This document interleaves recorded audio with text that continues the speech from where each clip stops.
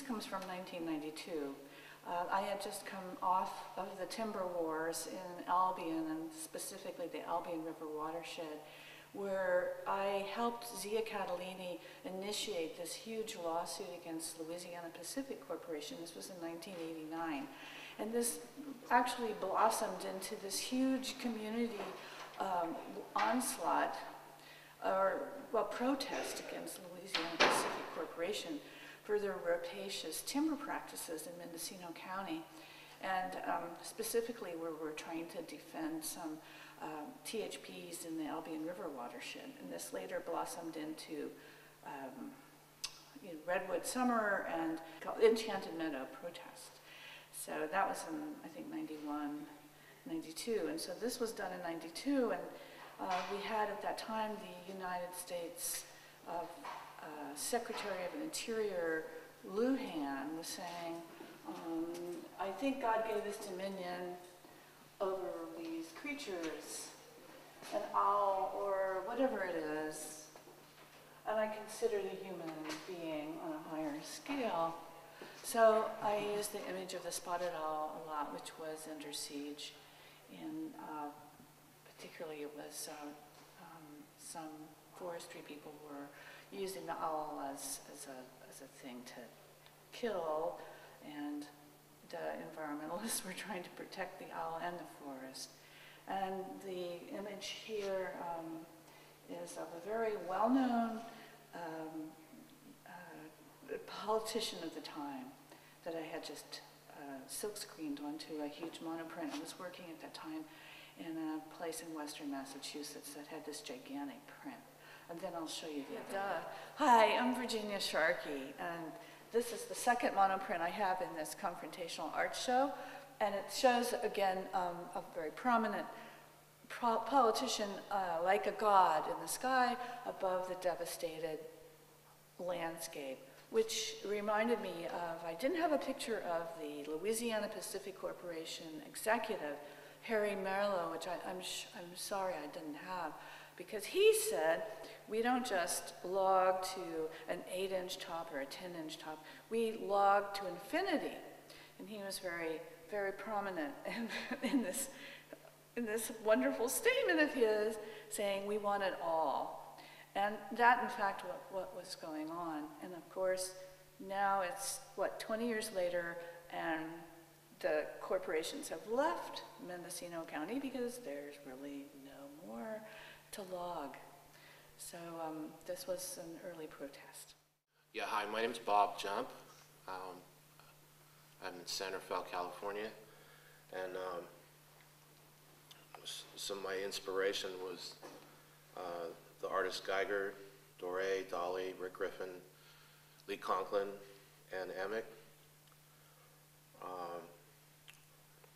Well, those are my influences, actually. My inspiration comes from an inner place, which, if I ignore, will nag and pester me until I succumb to a positive alignment with the cosmic forces that fuel the creative spirit and enable me to do whatever I need to do to get rolling. Additionally, when I get an idea about something I want to illustrate and share with the world, and then it just kind of slowly unfolds.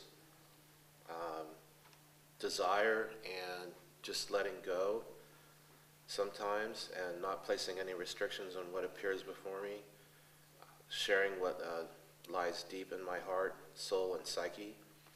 These are all inspirations. Also the things which make us all human: fear, anger, love, disappointments, betrayal, kindness, laughter, and an unquenchable thirst to follow my dreams and goals. These are all inspirations. In the lower left-hand corner of this painting,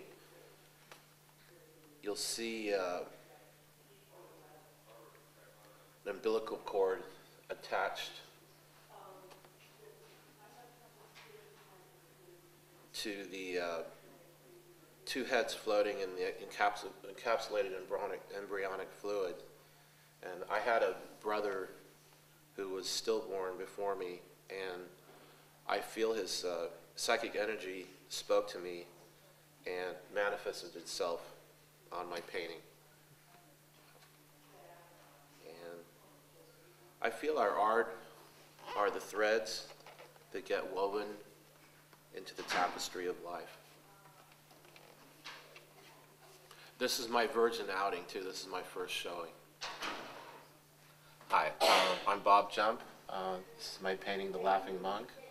And I've always had a strong affinity with medieval times. I've had aura readings done, and I said I definitely had some connections with medieval times. And the little skull head here on the Laughing Monk, I think goes back to my stillborn brother again, and it just came out in the painting. And this is a really fun one to do. I had a lot of fun doing it, and I hope everybody enjoys it. The piece is called The Male Principle in Art. I'm a 60-some-year-old woman artist.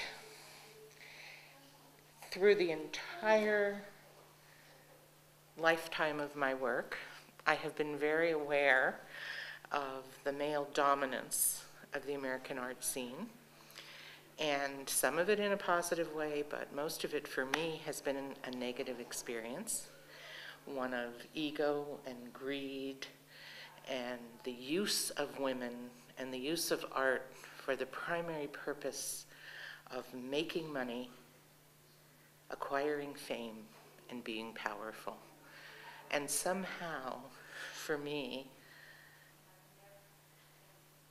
the art that you have to do, that speaks the place and time and culture in which you live, is the real art. And unfortunately, in the American culture, that real art gets lost. And part of the resistance to art as healing and growing and inspiring is that male-dominated gallery, museum, political gauntlet that we all have to run, male or female. So, the male principle is a phallic piece in which we see that male image with the muses chained to the base. They live in a rocky, arid climate that isn't fertile, that doesn't allow them to be full. Their heads are hollowed out, so the power of their ideas and influence is gone. Yet they continue to try, chained as they are to the rocky earth, and the hands on the shaft of the penis grab for money and drugs and fame. The face is reminiscent of Roman sculpture and carries that patriarchal message. And the family jewels at the bottom are a little bit light so that we can smile at it too. And that's the male principle for me in art. I would have loved to have done it about 4 feet tall.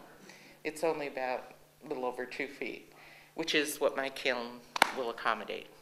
It's made from a black clay that I mix myself, and it's stained with an acrylic stain that makes it look a little like a bronze, which is what I was going for. The column is a Doric column, and that's kind of an inside joke. So that is the male principle in art, and thank you very much.